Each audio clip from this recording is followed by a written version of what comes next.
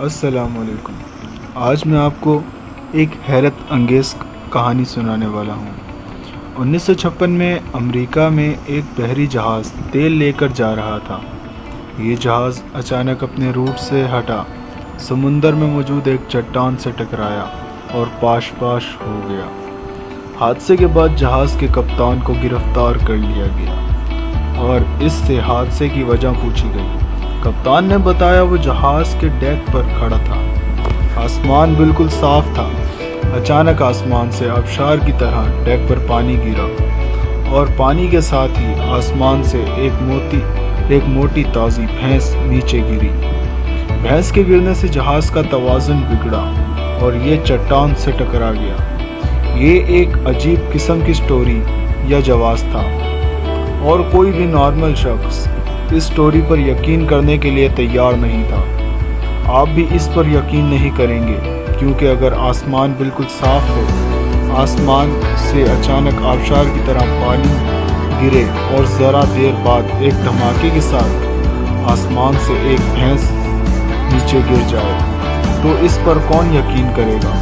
کپتان کی بات پر بھی کسی نے یقین نہیں کیا تھا۔ آئل کمپنی نے اس کو جھوٹا قرار دے دیا، پولیس نے اسے مجرم ڈکلیئر کر دیا اور آخر میں نفسیات دانوں نے بھی اسے پاگل اور جھوٹا قرار دے دیا۔ کپتان کو پاگل خانے داخل کر دیا گیا۔ یہ وہاں 25 سال تک قید رہا اور اس قید کے دوران یہ حقیقتاً پاگل ہو گیا۔ یہ اس کہانی کا ایک پہلو تھا اور اس پہلو کو دیکھنے، سننے اور پڑھنے والے اس کپتان کو پاگل، جھوٹا کہیں گے۔ اب آپ اس کہانی کے دوسرا اینگل ملاحظہ کیجئے اور اس اینگل کے آخر میں آپ کو یہ کپتان دنیا کا مظلوم ترین شخص دکھائی دے گا۔ اس واقعے کے 25 سال بعد ایئر فورس کے ایک ریٹائر افسر نے اپنی یادداشتوں پر مبنی ایک کتاب لکھی۔ اس کتاب میں اس نے انکشاف کیا 1956 میں ایک پہاڑی جنگل میں آگ لگی تھی اور اسے آگ بجھانے کا ٹاسک دیا تھا۔ اس نے ایک جہاز کے ساتھ پانی کا ایک بہت بڑا ٹینک باندھا۔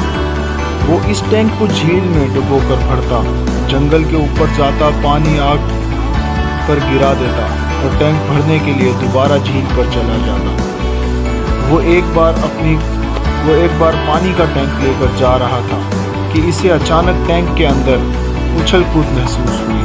اسے محسوس ہوا ٹینک کے اندر کوئی زندہ چیز چلی گئی ہے اور اگر اس نے ٹینک نیچے نہ گرایا تو اس چیز کی اچھل کود سے اس کا جہاز گر جائے گا۔ اس نے فوراً ٹینک کھول دیا۔ ٹینک سے پانی آبشار سے نیچے گری اور اس کے ساتھ ہی موٹی تازی بھینس بھی نیچے کی طرف گر گئی۔ یہ پانی اور بھینس نیچے بحری جہاز کے ڈیک پر گر گئی۔ آپ اب کہانی کے اس پہلو کو پہلے اینگل سے جوڑ کر دیکھیے۔ آپ کو سارا سینیریو تبدیل ہوتا ہوا دکھائی دے گا۔ لہٰذا یاد رکھیے، آپ جب تک دوسرے فریق کا موقف نہ سن لیں، اس وقت تک آپ کسی شخص کی کہانی، کسی شخص کی دلیل پر یقین نہیں کریں گے، کیونکہ جب تک ملزم اور مدعی کا موقف سامنے نہیں آتا، اس وقت تک صورتحال واضح نہیں ہوتی۔ حقائق کیا ہوتے ہیں؟ حقائق کہانی کی طرح ہوتے ہیں۔ آپ جب تک کسی کہانی کا دوسرا پہلو یا اس کا دوسرا اینگل نہیں دیکھ لیتے، اس وقت تک وہ سٹوری مکمل نہیں ہوتی، اس وقت تک حقیقت آپ کے سامنے نہیں آتی۔